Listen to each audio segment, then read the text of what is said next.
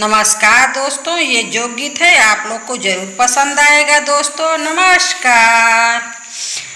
दौरी भर के जोगवा सासू मेरी भेजावे हो लाल, दौरी भर के जोगवा सासू मेरी पठावे हो लाल, दौरी भर के जोगवा सासू जी का जोगवा हमके नाही भावे हो लाल, अरे हमके नाही भावे हो लाल, अरे तनिको नीक नाही लागे हो लाल।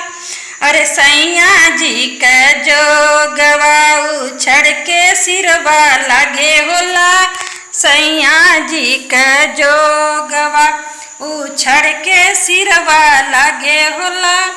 दौरी भर के जोगवा जेठनी मेरी भेजावे हो लाल, जेठनी मेरी पठावे हो लाल, अरे जेठनी का जोगवा हमके तनिको नाही भावे हो लाल, तनिको नाही भावे हो लाल।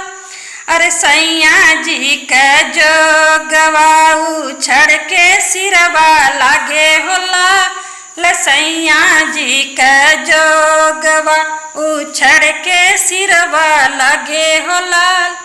अरे दौरी भर के जोगवा ना नदिया मोरी पठावे हो लाल, ना नदिया मोरी भेजवे हो लाल, अरे नाना दी का जोगवा हमके नाही भावे हो लाल, अरे नाना दी का जोगवा हमके तनिको नाही भावे हो लाल।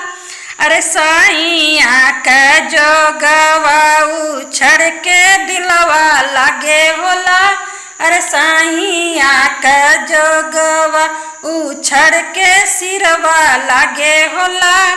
दौरी भर जोगवा